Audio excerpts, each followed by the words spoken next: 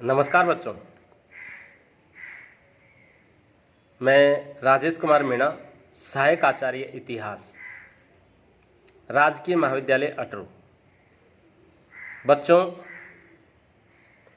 आज हम जिस टॉपिक का अध्ययन करेंगे उसका नाम है सूफीवाद।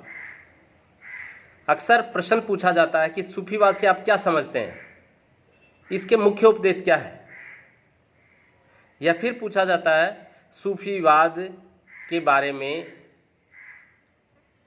आप क्या जानते हैं, या फिर घुमा करके क्वेश्चन पूछा जाता है सूफी दर्शन एवं सिद्धांतों की व्याख्या कीजिए। आज इसी का अध्ययन करेंगे। सूफी दर्शन में प्रेम को बहुत महत्व दिया गया है। सूफी लोग एक ईश्वर को मानते हैं। वे लोग ईश्वर को प्रियतमा के रूप में मानते हैं, जिसकी खोज में आत्मा रूपी प्रियतम समस्त सांसारिक सुखों का त्याग कर चला जाता है।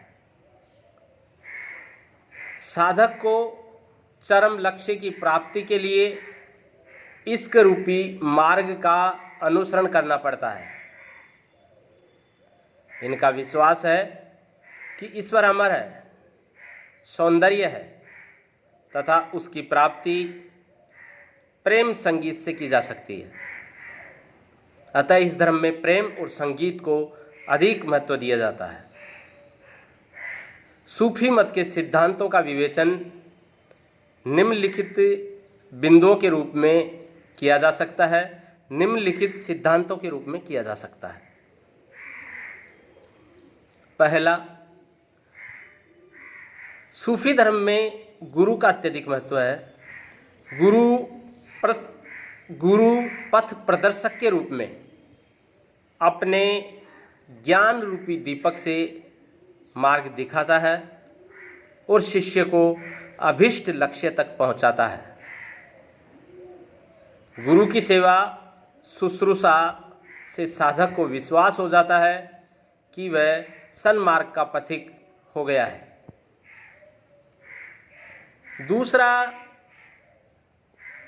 बिंदु है ईश्वर एक है, अतः हमें उसकी एकता में अटूट विश्वास करना चाहिए। संसार की प्रत्येक वस्तु ईश्वर प्रदत्त है और संपूर्ण विश्व उसी के दिव्य प्रकाश से आलोकित हो रहा है।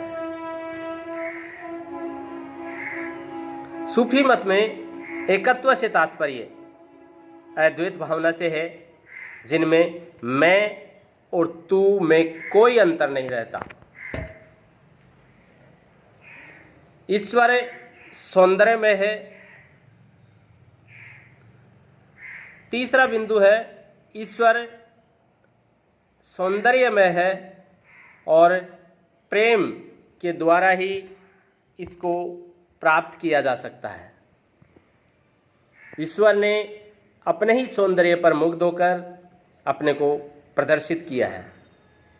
यदि ईश्वर में सौंदर्य न होता तो संसार इतना सुंदर कभी न होता। प्रेम से कांटे भी पुष्प बन जाते हैं। चौथा बिंदु या चौथा सिद्धांत, हृदय एक शीशे के समान है। हृदय एक शीशे के समान है जिसमें ईश्वर की प्रति छाया दिखाई पड़ती है, किंतु यह तभी संभव है जब हृदय को सांसारिक प्रलोभनों से दूर रखा जाए, क्योंकि जब हृदय पवित्र होगा तभी ईश्वर की प्राप्ति होगी। मनुष्य एक श्रेष्ठ प्राणी है, अतः उसे ईश्वर से प्रेम करना चाहिए। पांचवा सिद्धांत, मनुष्य एक दुनिया का सबसे श्रेष्ठ प्राणी है, अतः वह पूर्णता की उच्चतम श्रेणी तक पहुंच सकता है। मनुष्य की आत्मा उसके शरीर से भिन्न है। मनुष्य की आत्मा यद्यपि अच्छी है, तथापि उसकी यह कमजोरी कि वह बुरे कर्मों से प्रभावित हो जाता है, किंतु फिर उसकी अच्छी प्रवृत्ति उसे अच्छे रास्ते की ओर अग्रसर करती है।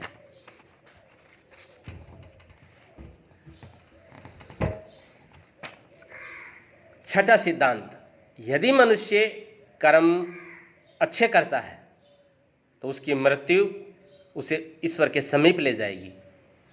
अतः साधक को जो पवित्र जीवन व्यतीत करते हैं मृत्यु से नहीं डरना चाहिए, क्योंकि स्वर्ग और नरक ईश्वर की समीपता और दूरी के प्रतीक है, जिनमें से एक प्रसन्नता प्रदान करता है तो दूसरा कष्ट और परेशानी।